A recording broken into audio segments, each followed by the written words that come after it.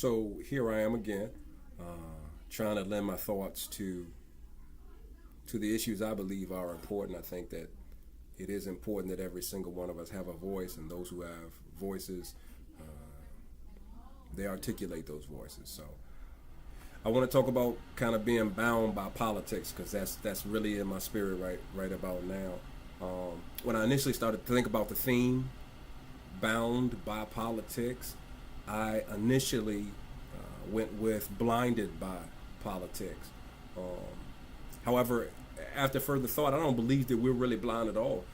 I believe we can see, but that we have purposely either covered or closed our eyes. It's one thing, for real. It's a tragedy, right? To have some type of physical, internal, or natural restraint or impediment that prohibits your sight. It's another thing, not a tragedy, but a travesty, when we have all the tools at our disposal and we purposely refuse to utilize them, to choose to be what Martin King called conscientiously stupid versus sincerely ignorant. Politics was once described to me by a renowned former Virginia lawmaker and politician. What he did was he divided the word into its prefix, poly, meaning many, and the remainder of the word ticks, right? Meaning blood-sucking insects. He jokingly referred to politics then as a bunch of blood-sucking individuals, LOL, right? It was meant to be in jest. However, I believe that there are elements of truth in every joke. Say what you want, but the climate of politics often elicits feelings of mistrust and frustration and disappointment. And this so-called game has been played for decades, ever since, really, the inception of this country. And somehow it seemed to this day to produce both the same winners and losers. And I don't know about you, but personally, I don't like being played. And I'm pretty sure that those who are traditional winners, they're not really concerned about my particular commentary. But I simply wish somebody would open their eyes versus being purposely blind and hence purposely bound. See, just in case you haven't noticed, the gap between the most wealthy and those who are not wealthy, it's widened. The last recession saw a vibrant middle class eviscerated. Most of those who were hit were middle class African Americans who were in the lower part of the middle class versus the upper part. Whether we have African American or Republican leadership, what I find at least worthy of discussion is that we still continue to see mass incarceration. We still continue to see skyrocketing healthcare. We still suffer from exorbitant college tuition and taxation and regulation without representation. And we have politicians that really aren't policy makers at all, or at least they're not policy makers for us all. Look, this is as simple as I can put it, and I'm trying to keep myself kind of cool. They have the best health care in the world, right? So why they wouldn't vote for the rest of America to have health care?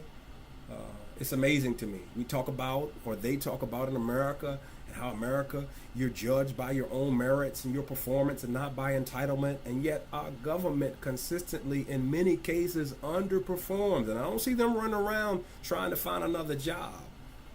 How's that for entitlement?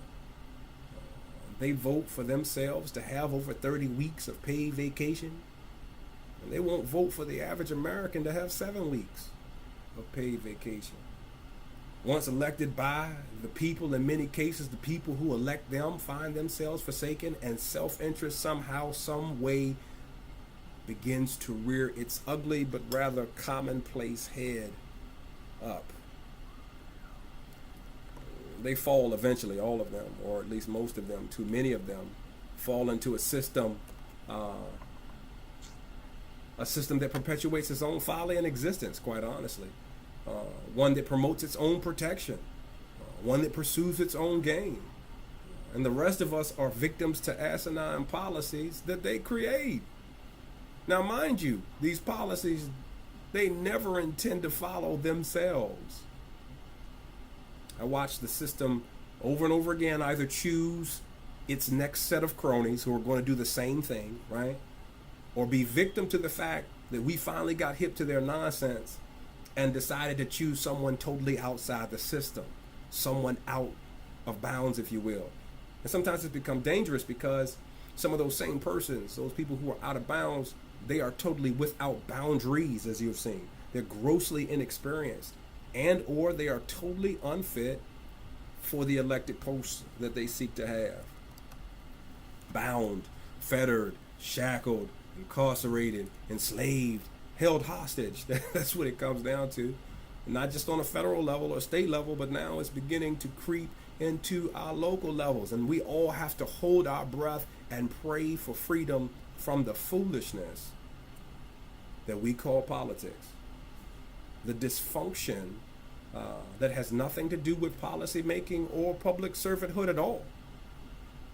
So here it is, because I know I've wasted enough of your time. You probably have better things to do. But here we have upcoming elections in November, right? Shucks, we have elections every year in Virginia.